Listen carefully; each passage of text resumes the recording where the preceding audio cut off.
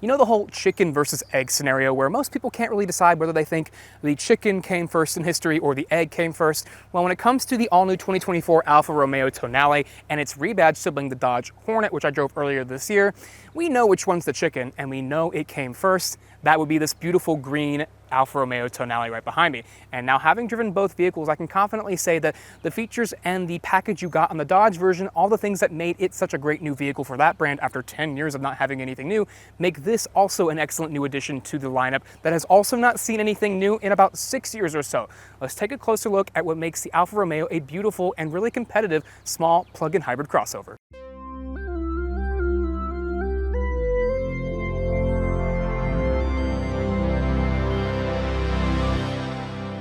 The trim you see here is the mid-level TI trim. That is what I'm going to be mostly showing you today. That's the mid-level between the Sprint and the Veloce trim. Now, I have to admit, all this time I thought that the TI trim was actually pronounced T in the Alfa Romeo nomenclature, because that is the direct object pronoun for you in Italian, which if used in a sentence means if you wanted to say, I am giving you this car, you would say Ti ho comprato questa macchina. But I asked the people at Alfa Romeo and they said even in Italy, this is referred to as TI. So if you were wondering, now you know. But anyway, the TI trim, it also is available in this green color, but you can't get this color on the base Sprint trim. You can get it on the Veloce. It is $2,200, but I think it is worth every penny. Unlike the Dodge Hornet, which has a Dodge Charger face grafted onto a Tonale body, this of course is the original form of this design, and as such has the beautiful Alfa front end design with the standard LED headlights and turn signals and DRLs, which have these really cool signature designs that have now trickled to the rest of the lineup. And I think it looks way better than what you get on the Dodge, because this is what this was originally supposed to look like, and it does work much better for this overall design. There are no fog lights on any trim, but if you're trying to differentiate visually between the trims, the upper Veloce trim will have a dark finish to the triangle in the center. This TI trim has that more silver finish, and the base trim has a lighter finish as well. At 178.3 inches long with a 103.8 inch wheelbase, this is longer than things like the new BMW X1, the Volvo XC40, and the Audi Q3, but all of those models have longer wheelbases, which explains why we have these longer than average overhangs front and rear. This really gives me the visual of a stretched out hatchback with a little bit of a higher ride height. If that's what you're into, then the Tonale is definitely the car for you. These are the 19-inch wheels that are available on both the TI trim and the Veloce trim. There is also a 20-inch available on both, but that's not available on the base trim. There is also an 18-inch option that's wrapped in two 25mm wide tires. The widest tire you can get is this 235mm wide Michelin Pilot Sport All-Season 4 tire. If you want this larger than average but not fully panoramic moonroof, you'll have to step up to the TI trim or the Veloce. It is optional on both, but not available on the base Sprint trim.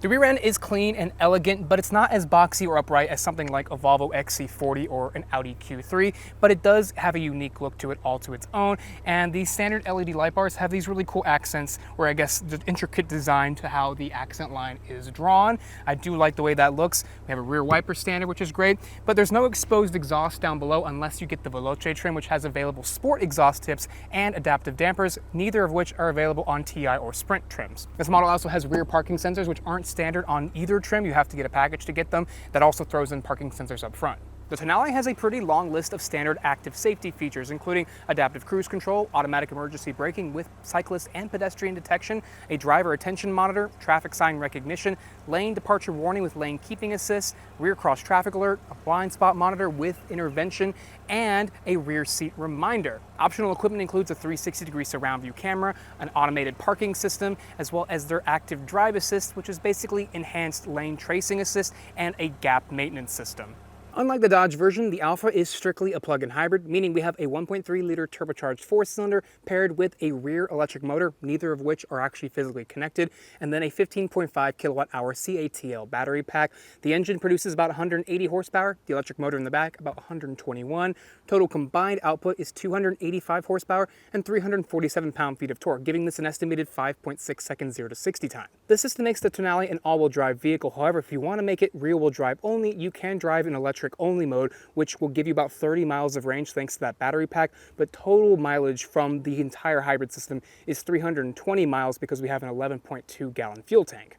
Behind this door is the port for the onboard AC charger. It is 7.4 kilowatts in power and can fill up the 15.5 kilowatt hour battery in 2.5 hours if you're using a level 2 plug and 8.5 hours if you're using a level 1 plug. That's plenty of time though if you just bring this home and charge it overnight, and you can wake up in the morning with 30 miles of all electric range to work with, meaning you could potentially never use a drop of gas if your daily commute is less than 30 miles. I really like this new electric snake badge that they have here on the corner of the rear door. This signifies that you of course have an electrified powertrain, but fun fact, over the next 5 years, there are going to be 5 new Alfa Romeo models coming, and all of them are going to be electric, so you're going to see this badge a lot more very soon. Now in this model, we have 12-way power adjustable front seats on both sides, and these are ventilated, which is optional on both TI and Veloce trims, but we also have 2-person memory seat on the driver's side that is also optional on both of those trims.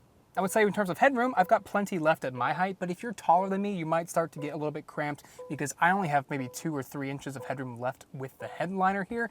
But if you have your head over to the right a little bit, you could be a little bit taller because the glass of the power sunroof is a little bit higher up. But this is not standard either, so if you don't want the sunroof, you can get the headliner right here at this level, which means you actually don't have as much headroom, but you're not going to be driving leaning over like this all the time. So if you're really talking about right here, I would say headroom is marginal. I think the taller options or the boxier options like the XC40 are going to feel a little bit roomier than this. Base models get 8-way power adjustability to both the driver and front passenger, so you can rest assured that your spouse or partner or friend, whoever you're with, will have the same amount of adjustment as you do. Alfa claims that the Tonale here has best-in-class legroom, and that is certainly possible. These all aren't exactly big on the inside, none of the options in this segment, because of course they are subcompact, but they also say, and this is interesting, that some dimensions in here are actually bigger than the larger Stelvio. So if you go up to the larger on the outside Stelvio, you may be met with a smaller interior in some dimensions than this Tonale. Now that is where I was sitting at 5'9". As you can see, I have a half an inch of knee room left, but a decent amount of foot room underneath, and still 2 to 3 inches of headroom. This roofline does slope down a little bit compared to those boxier options out there like the Q3 and the XC40, so you might find better headroom back there in those models than right here. Both seats here have mat pockets in the back, so if you're worried about that, you are covered on both sides. And if I move to the center position, obviously, like in most vehicles, this portion is a little bit higher off the ground, so my head is closer to the ceiling, but still not touching. So at 5'9", you could still have a person here. The problem is this isn't a super wide interior, so you will become cramped if you have 3 people back here. Luckily, though, to make up for that, we do have vents back here, air vents for the climate control, 2 USB ports, a USB-C and a USB-A. If I move over here, I can show you how, because of that ski pass-through, we also have a fold-down center armrest, and then the skis or whatever you put through here will pop out through here. And there are 2 cup holders right here as well. One omission, there are no heated seats on any trim back here. There is also a pretty decent hump on the floor down here. It's not super big, but it's not noticeable, so you will have to, lift your feet up to pass over it if you were scooting across, like I am doing right now. Behind this power hatch, you'll find 22.9 cubic feet of space, and if you want to fold the second row down, you'll have to go around to do that because Alfa did not provide any latches in the rear area to do so. But once you do, you have 50.5 cubic feet of space. That is less than the Volvo XC40 and the BMW X1, but more than the Audi Q3. But if you're talking about just behind the second row, you're actually looking at more than the Volvo, but less than the other 2. Alfa does give you this hard tonneau cover which can be removed. It does not fit under the load floor here though. And when I lift this up, you will see that there is no spare tire down there, and that's really because there is an electric motor down there. But there is some other stuff like the level 1 charge cord right here and a fix-a-flat kit over there, as well as a tire pressure gauge. And then one unique feature back here is the ski pass-through. You don't often see that in crossovers. You normally only see that in sedans, but we have it here, which means you could put skis or long items through the center and still have 2 passengers in the back. Taking a look around the interior of this TI trim, we've got that power sunroof up top that is optional, but this is the mid-level trim. However, you will find a lot of the same things in here on the top-level Veloce trim, including those height-adjustable headrests and seatbelts, and this black perforated leather trim. This is optional on both of those trim levels. The base Sprint trim has cloth seats. Now, over on the door panel, it's a surprising mix of hard and soft plastics, including up top.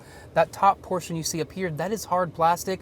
Everything over here is pretty hard until you get down into the armrest. That has a nice padding to it with a sort of perforated stitch going on there in the middle section. And over on the door panel, we do have a speaker grill for the Harman Kardon stereo system. It has a good look to it, but I do wish there were other color options. The only other color option you get on this trim level is the red and black Alcantara trim. So if you want anything with a lighter interior color, you might want to look at another car. Here's a closer look at the materials on the dash. We have that really nice stitching that is real stitching. And then this pattern up here has a really cool kind of 3D texture to it. When you see it in person, it kind of tricks your eyes a little bit, but I think it looks really unique and is different from the normal, gloss black plastic you see in a lot of competitors. Here's the bin style glove box. It's not terribly wide, but it is pretty deep. So you could probably fit a bunch of items, a couple of big water bottles in there, but not a full size 15-inch tablet computer or a laptop like that. So keep that in mind. Right here is the standard 10.25-inch Uconnect 5 infotainment system. It is really snappy. It has all the menu functions right where you'd want them, all over there on the left side of the screen. It is a wide screen, so Apple CarPlay and Android Auto will be filled all the way to the right. That is wireless standard, so you do have that wireless connectivity standard, something you won't find on something like a Genesis GV60 that will be wired in that car. Pretty much everything else now has wireless in terms of the phone projection. But again, Uconnect 5 is really snappy. It's a pretty good system. We've got built-in navigation as well that works pretty seamlessly. The Uconnect 5 system does give you a lot of information regarding the hybrid system and the vehicle status. So you've got some stuff like what you see here, Drive Mode Explorer, which will actually give you a detailed readout of what drive mode you're in and what it actually does to the car's systems. So right now we are in the A mode. It's showing exactly what that means. If I twist over to N, that's going to show me what N does. And if I go to D, that'll show me what D does. So as you can see, the engine comes on in D mode. This is the forced dual mode. So basically the engine and the electric motor will always be on in D mode. N is more of an automatic mode, which means the car will decide how much electric power it needs, how much engine power it needs, and adjust accordingly. And A mode will try to force it or keep it in electric only mode as long as possible with the range that it has provided. So if you want to accelerate fully under electric only power, you can do so. However, there is a kickdown mode in the accelerator pedal, which if you push past that kickdown point, you will engage the gas motor for full acceleration again. Moving down from there, we have a row of toggle switches and buttons for the HVAC controls. Down here, you'll find your DNA drive mode select knob. You do have to turn the knob once to get to the next thing. You can't just keep turning it and it will move to the next letter. Can't jump from A to D, for example, but at least it's on a physical knob and not buried in the infotainment system. The traditional shifter is right here. This particular model does not have paddle shifters, so if you want to shift manually the 6-speed Eisen transmission, you will have to move the gear lever over to the left and push it up and down. In a similar fashion to some Genesis products, you have a volume knob, or I guess a wheel right there that you rub your finger up and down. It has a nice knurled texture to it, and below that you have the electronic parking brake. The 3 buttons right here have some pretty interesting functions. Like on the left, you have the option to turn on e-save, which uses the engine as a generator to restore electric range back to the battery. In the center there, you can turn on the automated parking system, and on the right, you can turn off the parking sensors. Because of that Qi wireless charge pad being a little large, I have my Pixel 6 wedged there in between the 2 cup holders, which aren't the largest, but not the smallest either. The center armrest here is nicely padded with some real stitching right here, so that's pretty nice. It also slides out to extend if you are a shorter driver, and it lifts up to reveal more storage, but not too much. You couldn't fit any large water bottles or anything like that in there, but a few knickknacks here and there. The steering wheel is a pretty typical Alfa Romeo style steering wheel with a flat bottom to it that is standard on all trim levels. This one, however, does not have the full magnesium paddle shifter, so if you want that, you will have to pay a little bit extra. But otherwise, the steering wheel feels really good in the hand, has all the physical buttons you could need, as well as your start-stop button right there, a la Ferrari, a la other Italian supercars. And through the center there is a large LCD instrument cluster, which can be configured in a number of different ways. This is standard, and it actually looks really crisp. You can put the maps there in the middle, and you can actually have the maps fill up the entire screen. I do like that setup. It is different from a lot of other options out there that just give you a static setup with very little variation between themes. There is no head-up display available in the Tonale, so if you're looking for that, you might have to go to another competitor. As predicted, the Tonale is a little bit softer than its more visceral platform mate, but it's actually not night and day. Alfa Romeo says that this has a 50-50 weight distribution of all of its just over 5,300 pounds of curb weight, and you definitely feel the grip in the corners thanks to these Michelin Pilot Sport all-season tires. Now, I haven't driven one with the smaller 18s, and I haven't driven one with the larger 20s, or a model with the adaptive dampers that you get on the Veloce trim, but even without those adaptive dampers, I do think that the suspension setup is very comfortable. It It handles rough pavement quite nicely, and I don't think you actually need to spend the extra money. I am very content with what we get in this TI setup. And by and large, this is definitely one of, if not the best handling options in the segment.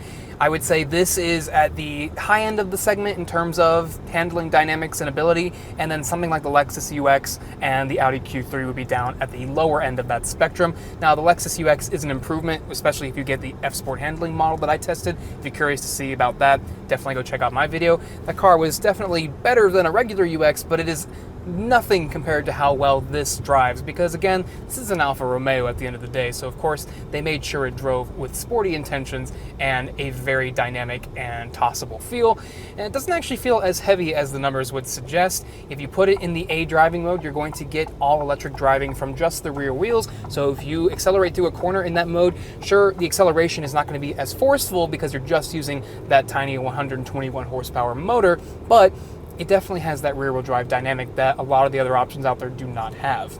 According to Alfa Romeo, all Alfa Romeo models coming after the Tonale will be fully electric. So in terms of how the DNA driving system works in those, we'll have to wait to see. But here in the Tonale, D means basically dual. So you're going to get both the engine and the electric motor all the time, meaning you're going to have full acceleration. And I can definitely feel the 5.6 second 0 to 60 time that they're claiming. It actually pins you back in your seat. Now, the 6-speed Aisin automatic transmission isn't the quickest shifting transmission out there, but it works well with the whole system. And once the electric motor kicks in and gets really into the meat of its torque curve, you really, again, get pinned back in your seat under acceleration. So, I mean, it's actually a really fun car to drive in terms of both steering it around corners and accelerating in a straight line.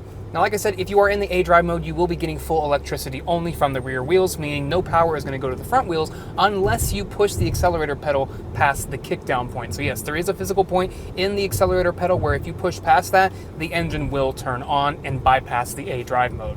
I found that most of the time it's going to have this car driving electricity only, but again, if you push it a little bit harder, you will hear the engine kick on. Now, these brakes are brake-by-wire, so they don't actually have a physical connection to the calipers. However, though they are quick to respond, I don't think there's a very smooth feeling to them. There's a little bit of mushiness if you really give them a hard push and you're actually trying to stop pretty quickly. You do feel a lot of stuff going on. You feel some of that ABS feel that you get when you're braking in snow. It's a very strange feeling. It's not the most refined brake feel ever, but when you're not really trying to brake on a dime, they still feel pretty fine. Also, cabin noise is really well subdued. This is definitely on the quieter side. If I turn off all of the air conditioning stuff, if I turn off the ventilated seats, which is going to be difficult because it is blistering hot here in Michigan today. Let me turn off the passenger side.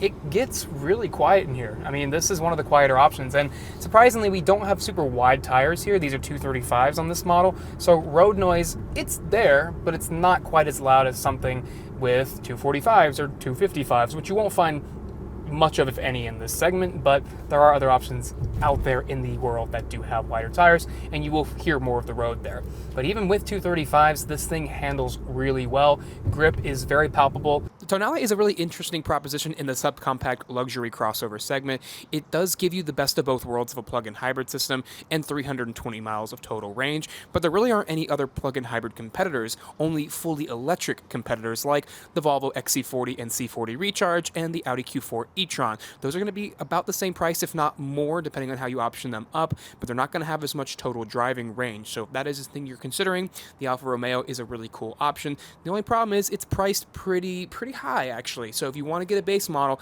it's $44,590. It's got a lot of standard active safety features, but it's not going to have the power sunroof, the Harman Kardon audio, the bigger wheels, or I guess not the 20-inch wheels. It's not going to have the adaptive dampers or the sport exhaust or the full leather interior. If you want that, you're going to have to step up to a TI or a Veloce trim, which, speaking of the Veloce trim, fully loaded, you're looking at $58,840. Now, both of those prices are including the $1,595 destination fee, and that's pretty high. However, if you intend on leasing your Tonale, which most people in this segment tend to do, you actually will qualify for the full $7,500 federal tax credit, which can be applied directly at the point of purchase to your lease agreement, meaning you could be looking at around $52,000 fully loaded for the Tonale, at which point it actually seems like more of a good deal. But without that, if you intend on buying, it's a little pricey for what you're getting. It is roomy for an average sized adult, but in general, it's small. It's not the biggest thing out there. There are larger options with more interior space,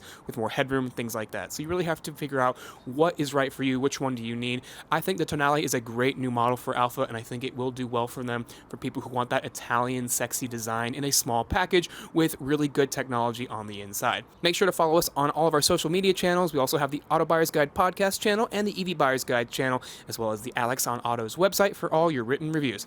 Thanks so much again for watching, and we'll see you next time.